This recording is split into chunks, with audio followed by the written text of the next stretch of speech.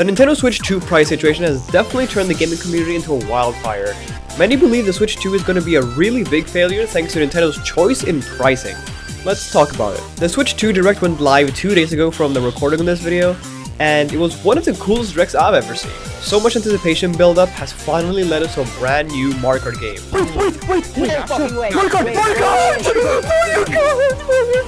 A 3D Donkey Kong game. That's Donkey Kong! That's Donkey Kong! Donkey Kong! Donkey Kong! Yes, my boy! Tomodachi's Life shown just a week earlier. I want to get the confirmation.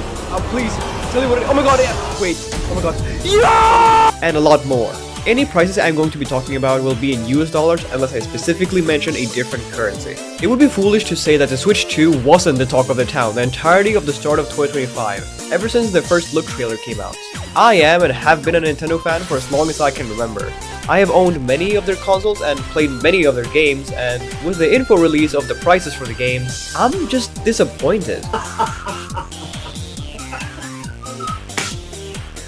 Hey, what's going on? The console itself is priced at $450, and with the Mario Kart bundle, that turns into a $500 price tag. Now the console isn't too extremely badly priced. We're getting a huge upgrade from the Switch 1, which is what everybody suspected, with 4K support, 120 FPS, HDR support, mouse functionality, and a lot more. It's definitely quite a hefty price tag, but that's kind of the situation we are in for consoles. The main issue is the games. Games, unlimited games, and no games. What? That was absolute. Mario Kart World has been announced to cost $80, which is the highest price we've ever seen for a game from Nintendo. The second highest being $70 with Tears of the Kingdom on the first Switch. Basically 99% if not 100% of people are saying that the price is way too high, and barely any game, let alone a karting game, should be worth even $70, which many games have tried setting the standard of, let alone $80, and I fully agree. We've seen in the Nintendo treehouses the chat completely filled with people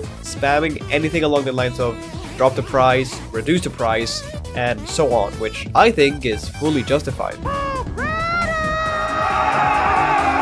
This is basically a protest from gamers to stop raising prices so sharply when we barely even got used to the $70 price tag, which again, I believe is justified. Not many games at all have the features, the mechanics, and the depth to warrant such a high price jump, and that includes Mario Kart. I have personally played every Mario Kart game except for Super Mario Kart on the SNES, so I'd like to say I have quite a lot of experience with the series. We are also awaiting a Mario Kart World exclusive direct on April 17th, so there could be a lot of information dropped there that could make people lean more towards being accepting of a higher price, but let me tell you, $80 definitely will not be accepted. At the absolute most, it would be a $70 for a flagship game, but even then you're pushing it with a Mario Kart game, no matter how many new modes and things they add. Take into consideration that Nintendo also very well could and most likely will add a DLC to the game. Now we're seeing a grand total of $100+ spent on the game, and don't get me started on the different currencies such as Canadian dollars.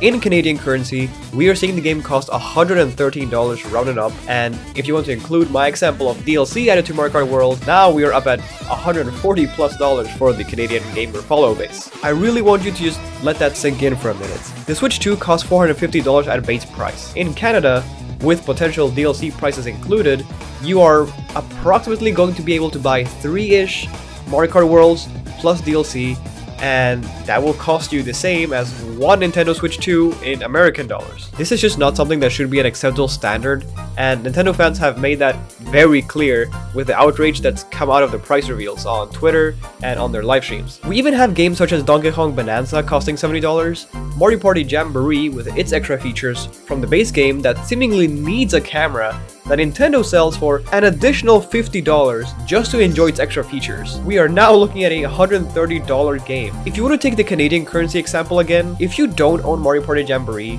you get the game plus the camera, you are now reaching up towards the $200 price tag for this experience. What the actual hell are we doing? You can't keep getting away with it! Then you have the Switch 2 version of Tears of the Kingdom at another $80, which is supposed to unlock frame rate and provide higher resolutions. Something others have talked about not even really being worth it, seeing as they've been able to uncap frame rate through other means. So realistically, if you are interested in playing Tears of the Kingdom for the first time and are getting a Switch 2 for it, you're paying the extra $10 from what it costs on the Switch 1 for a FPS unlocker and a slight resolution boost. Then you have the whole deal with upgrade packs, which is a bit of a mixed bag. You've got Microsoft giving their player base upgrades for free depending on your hardware, and in a way Nintendo is doing the same with those upgrades being free with their Nintendo Online Expansion Pass memberships, which, if you're paying for anyway, isn't a huge problem, but this stuff is locked behind yet another paywall through a more expensive online membership if you're one who's not interested in the built-in emulator that the Switch has with its Expansion Pass subscription. And do not get me started on the physical cartridges costing even more than its digital counterparts. Now, I've come to understand that the carts do have higher read speeds through the actual chip and other things. It was also debunked that getting a physical copy will only be a game key, which is basically a license key for the game. But are we seriously going up towards the $100 price tag for some of these titles? Like, for what? All in all, I'm a firm believer that Nintendo has gone too far with its pricing. It doesn't make any sense to do that yet. You have to factor in that many games will have paid DLCs, more mainline games will come out, such as a new 3D Mario game for the Switch 2 that could also cost another $80, and it really puts a bad taste in people's mouths because it's just too soon to be doing such a drastic change like this. We've seen something similar happen before with the 3DS during its era, and prices being reduced there. And with the insane backlash that's been going on around everywhere, I am hoping that I can feel certain enough that Nintendo's seen the criticism and is at the very least considering doing some sort of change. I myself am probably going to be buying the Switch 2 with the Mario Kart bundle anyways. With the bundle, you are technically saving $30 off of the game and are paying $50 for it, and I know I'm going to sink in a lot more time into this anyways, just as I have with a lot of other Mario Karts in the past. I think I must at least have like 3,000, 4,000, maybe even 5,000 hours total in like all Mario Kart games combined, or some crazy number like that, but still. I really just don't support the increase in price for Nintendo's game market right now, and many others have made that very clear. Will the console be a failure? Probably not. There are just so many factors to consider with the console's failure, and Nintendo will still have many people buying the console for their exclusive games, begrudgingly so, with the prices showcased. But hey, maybe it could be even more successful if the prices are more fair to the average gaming audience. That's about all I have to say for this though. Let me know your thoughts in the comments. I'd be more than happy to discuss it. I probably missed things to talk about since I kinda made this on a whim, so make sure to bring those things up as well for all people to know.